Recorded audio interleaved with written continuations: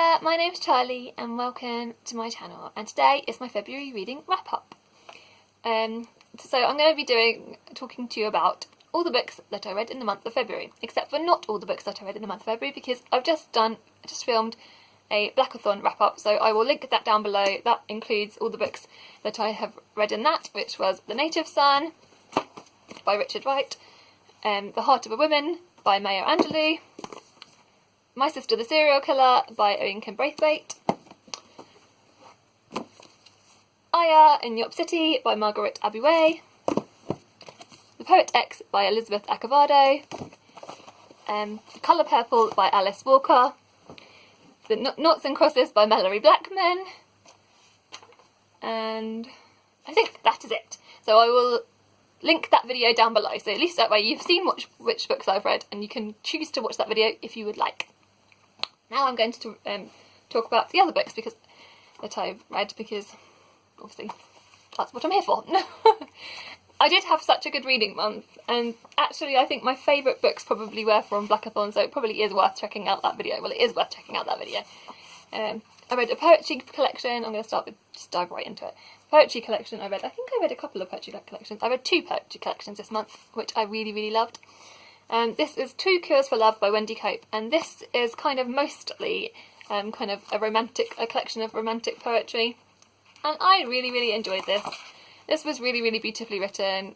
Wendy Cope is a really, really, really good poet. This is a really, really lovely collection, kind of like everyday life. There were like quite a few romantic ones in here. There's like haikus and stuff. Anyway, so I really, really enjoyed this collection. I chowed through this, and yeah, I definitely recommend it. Right. I'll talk about the second poetry book I read, which was Meantime by Caroline Duffy. You guys might know if you've seen my tweets. If you follow me on Twitter, my name is PicklersMum2 on Twitter. You can see it was Charlie Brook / if you search for it and you can't find my name, PicklersMum2, which I'll put across the screen. So anyway, I tweeted a tweet about this book because I found this in the charity shop, which hardly ever, in the ones my local charity shops, you don't really find that much really good poetry / Caroline Duffy is never in the local charity shops. It's not something you often find. So when I saw this, I was literally chomping at the bit. I was so excited. I should have put this in my favourites, because then not only was I super happy to have found this collection of Caroline Duffy's, which was annotated, by the way. There's loads of someone has obviously gone through and kind of written their notes, which I love when you find that in books, because I just love getting an insight into things like that. But so not only that, then I literally opened the first few pages, and oh my gosh, I could have had a heart attack, because look, it's Caroline Duffy's signature. It says best wishes from Caroline Duffy. See, if that was me that would have had this, I would not have ever given this book away. Like, how can you give away a book with Caroline Duffy's signature? Caroline Duffy is one of my favourite poets, as you will always hear me talk about her. And yeah, so the fact that I found a signed copy, I was literally chomping. I was like, and my husband probably thought I was having a heart attack, because I was in the car making all these noises, and he's like, "Oh, you okay? Are you okay, Charlie?" And I was like, "Yes." And I told him. That is that. The next one I've already kind of talked about, I think, this month already, because this was in my favourites. A Book Love by Debbie Tung. This is about a girl. It's just like a graphic novel, kind of comic, kind of book strip kind of worm, about a girl who loves books, and it's like where she loves books, why she loves books, and so much to do with that, like bookish kind of like character traits of a book lover. And there's also a list in here that Debbie Tung has collated about her favourite books. So, and I think I'm going to share that with you. I think I'm going to do a separate video sharing with you that list. So I might do that in like a Cozy Conversations or something like that. Well, not Cozy Conversations. Cozy Conversations are Rachel Marie's. One of my Charlie chats, sorry. I love Rachel's Cozy Conversations, FYI. Not that you, obviously you can tell. But yeah, my Charlie chats, I will talk about this. I'll probably talk about the book list. So yeah, that's that. Really, really enjoyed it. Really quick, easy read. I also read the second book in The Lion, the Witch and the Wardrobe. I'm trying to read my series, which I'll talk about the next one I'm reading next. The Lion, the Witch and the Wardrobe is obviously the story about the Lion, the Witch and the Wardrobe, and about, it's 4 siblings, Lucy and Susan, Peter and Edmund, and Lucy discovers the wardrobe, and they're playing like a game of hide and seek, I believe, and not I believe, because that's what happened, and she sort of hides in the wardrobe, and it leads her then into the world of Narnia. She meets Mr. Tumnus, which I love Mr. Tumnus. He's a classic character. Who wouldn't love Mr. Tumnus? And yeah, and then sort of the adventure follows on from there. I love this so much. I read this as a child. This is a reread, and it really gave me all the feels. And 100%, if you haven't read it, you need to pick this series up. I'm working my way through them. There's 7 books in the series. I think that's right. There's 7 books, they're just above my head. There's 7 books in the series, and I'm working my way through them, and they're really, really quick, short little books. They're only like, this one's only like 170 pages or something. And yeah, hearing about Aslan again, and the bit, all of that book, I just love so much. So yeah, 100% recommend this book. I'm going to say that about a lot of books this month. Not all of them though, because there is one that I didn't like. I read a book I really didn't like, and I'm going to talk to you about that later. Right, I'm going to talk about the next one in the series, like a series one. Scarlett by Marissa Meyer. This is the second in the Lunar Chronicles, so I can't really go into too much details about it because it does follow on from where the first book left off. It's primarily kind of these Lunar Chronicles are kind of like retellings of like classic fairy tales. So Cinder is obviously Cinderella. Scarlett is Little Red Riding Hood. So this is about sort of like, this is like the Little Red Riding Hood kind of one, even though it does bear resemblance to it, but it doesn't. It's obviously much more mature than this. Says I don't want to give anything away. Let me have a look at my notes. I will read you my notes. It says, we follow the return of Cinder after the events of the first book. We also meet Scarlett Beaumois. She is on the hunt for her grandmother. That's right. She's on the hunt for her grandmother. So I read this right at the beginning of the one. She's on the hunt for her grandmother, and then she kind of as she's looking for her grandmother, she meets a character called Wolf, and sort of the adventure then sort of goes on from there. And it's also following along from where, like I said, the first book finished off. So, yeah, this was really, really good. I enjoyed it. I think I preferred Cinder to this, currently. I don't know why. I don't think that... It wasn't a bad book, though. I still really enjoyed it. I would probably still... I think the first one, I think I probably would have given like a 4.5 stars, whereas this is probably more like a 3.75, if you're being fussy kind of thing, if you know what I mean.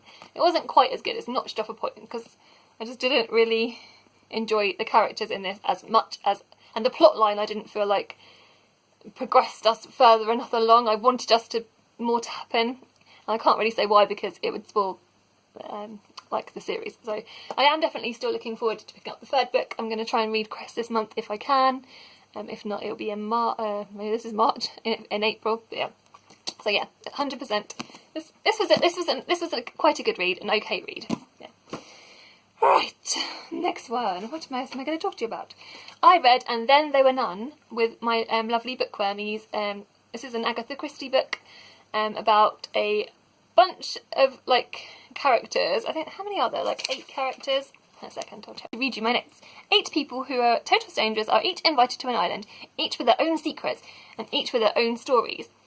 Shortly after arriving, they hear a voice through a speaker accusing them each of a murder that they had committed. There is a nursery rhyme that is repeated called The 10 Little Indians, and then the story, and the story follows along that line, and then gradually, one by one, you can imagine what happens. So I really, really enjoyed this book. There was parts of it that felt... I know this is like one that loads of people really, really love, so I'm sorry, I'm not trashing it, but it just felt a little bit cheesy in places, which I know that obviously, because this is like written in the 1930s, and this is one of Agatha Christie's early ones, and it's one of her most popular ones, and I can see why. But I think because I'd read The Murder on the Orient Express, and obviously like you have Hercule Poirot in that, and I love Hercule Poirot so much, and his absence in this book, I forgot, I didn't realise that he wasn't in it, and I kind of was like... I just missed his character, and I did enjoy the book, but it just wasn't my favourite. I liked it, but I didn't love it. So, yeah. Yeah, that's my thoughts on that. Also, I did a buddy read with the lovely Simone from Me, Simone and I, and Bookie Laura Lorraine. And we had like a little chat on Twitter thing about it, and it was wonderful. I loved reading it with you guys. You guys are wonderful, and you guys know how much I love Simone, and Lorraine I love as well. She's just so wonderful. So definitely check their channels out. I'll put them in the description below. This is about 4 sisters, the March sisters, Meg, Jo, and Beth and Amy, and their father is away fighting in like a war in the war, and I think the girls, the family used to be sort of well off, and they've obviously lost a lot of that money. And at the beginning, they kind of like, you hear them, and they're kind of, I think we were saying like they're a little bit like spoiled in the beginning. You kind of like, they kind of jar you a little bit just to start with, just the very start bit, but gradually they change and the characters evolve and they develop. And this is definitely a character-led story, character-driven story. And I really enjoyed this book. I'd watched the film when I was growing up, and it was one of my favourite films. And I know actually they're remaking this movie, and it's going to come out at the end of the year, which I'm so looking forward to. Oh my gosh, I can't wait. But yeah, this book felt so familiar to me. It felt so warming. The characters of Beth, Jo, Beth, and Amy, Meg, Jo, Beth, and Amy were brilliant. Jo was my favourite. She's very ahead of her time, as it were, because she knows herself so well, and she doesn't conform to gender stereotypes. She fights against them with every inch of her breath, and she's just so strong and funny and humorous. And there's so much light in this book as well. This has a lot of comedic moments where I was just laughing. And there was a bit where, like, spoilers, a bird gets killed, and it's just so funny. The bird dies, and Amy's just like says about I'll put the bird in the oven, maybe that'll warm it up, and I'm like, no! So it just made me chuckle. I was laughing my head off, and my son was wondering why I was laughing, but that was why. Yeah, this was beautiful written book. The ending was a bit confusing to me, but I'm aware, in case you're not aware, I found out afterwards that there's a couple of different endings to this book, written slightly differently. Also, this is like a series. This is like a part of a series, so I definitely feel like I need to read the other books in the series to complete the story of the March sisters. So yeah, definitely this was so wonderful, and I was so pleased that I read it. So yeah, that's that one. Right. Shall we talk about... I'm going to talk about the book I didn't like, and then I'm going to talk about one of my favourite books. So the book that I really didn't like was Final Girls by Riley Sager. This is a book told... I'm going to get my notes out again. 10 years ago, Quincy Carpenter, this is kind of like a thriller. It's sold as a thriller. It's a YA thriller. So I don't know, maybe that was why it wasn't as thrilling to me. But I don't know that because I haven't read that many YA thrillers. So Nicole, you have read quite a lot of different types of thrillers. You will tell me if that is normal, even though I don't know because you haven't read this book. But oh my gosh, I'm prattling. So 10 years ago, the lead character, Quincy Carpenter, went on a vacation with her friends, and they go to this like log cabin, and a horrific massacre happens, and Quincy is the sole survivor of this massacre. There are other girls like her that have also survived similar massacres. Well, not similar, but they've also survived horrific massacres, and these girls are then labelled, and there's 3 of them. There's Quincy, Lisa and Sam, and they're labelled as the final girls because they're the only survivors of these massacres, and it's sort of the media sort of lumps them together, and which isn't very nice, obviously.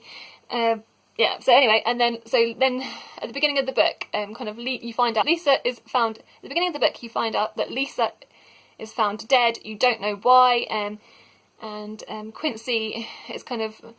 I think they've been emailing. I think Lisa and her had been emailing a little bit, and I think Lisa had been trying to connect with Quincy, and yeah, so she's. I think that the assumption is at the beginning that Lisa has killed herself, and considering all they've been through, kind of Quincy is like, why would she do that? And she's kind of a little bit annoyed with obviously Lisa for doing that. But yeah, so this book just wasn't gripping. I didn't really like it. The characters, there's none of the characters I liked, which may be purposefully written. The story I didn't find very gripping. like I said, did I tell you there's a girl, Sam, turns up. So one of the other final girl, Sam, she turns up at Quincy's doorstep, and sort of, yeah, they sort of, I don't want to spoil anything, but anyway, so the adventures go on from there, kind of thing. And it goes from the future that isn't, or the present that is now, to, and you have flashbacks to the past of the horrific event, and you're sort of uncovering the horrific event of Quincy, of the massacre, kind of thing, of the events on that day, and that's gradually being unfolded as the present day story is evolving. And yeah, I just didn't find it interesting. It was really, really boring. I just found like it was like halfway through one thing happens, which obviously I can't spoil.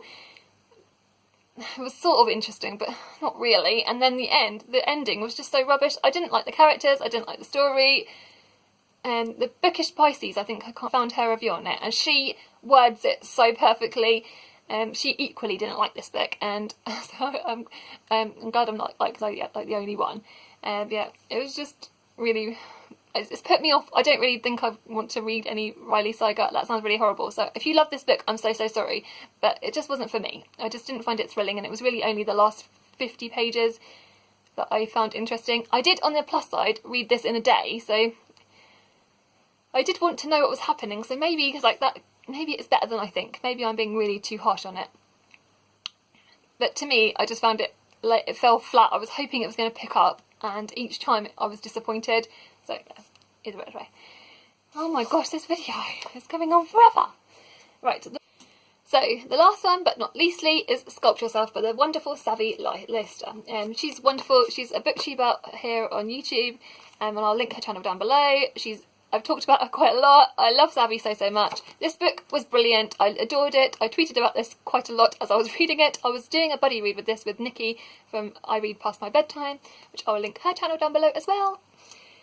This is basically about a drug. There's like kind of like a romance. It's primarily, I think, a romance, but with the added thing of like of talking about body image and like feminist issues and so much more.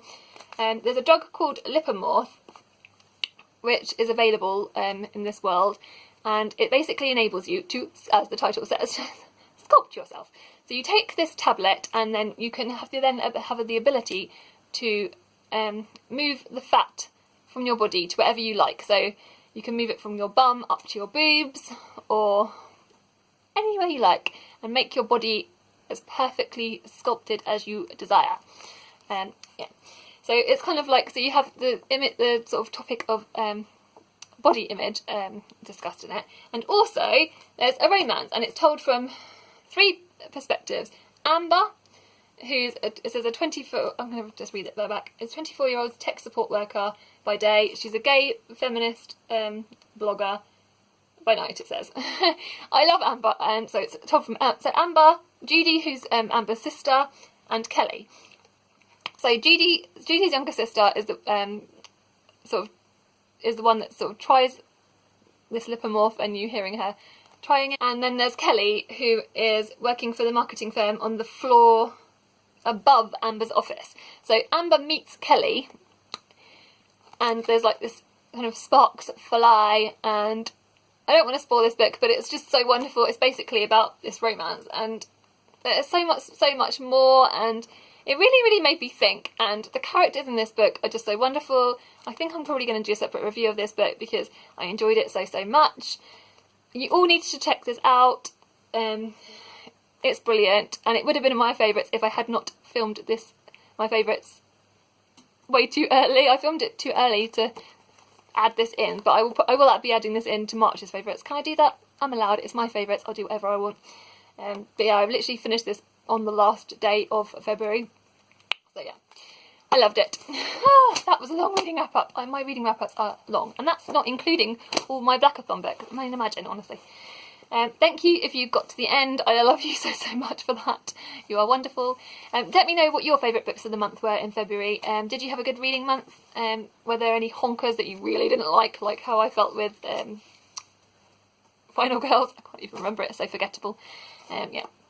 So let me know in the comments below. Thank you so much for watching. Thank you so much for supporting me. And thank you for all your wonderful comments, because every single all the comments that you make, I really appreciate. And I love interacting with you guys. I always say this, but I really mean it. So thank you. If you've written any, commented on my videos recently, I really appreciate you.